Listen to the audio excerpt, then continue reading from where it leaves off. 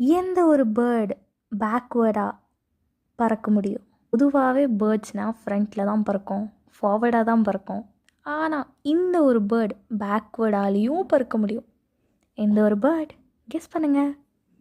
First clue, இது க்யூட்டாக இருக்கும். எல்லா பேர்டுமே க்யூட்டாக தான் இருக்கும். ஆனால் இந்த பேர்டு கொஞ்சம் க்யூட்டாக இருக்கும்.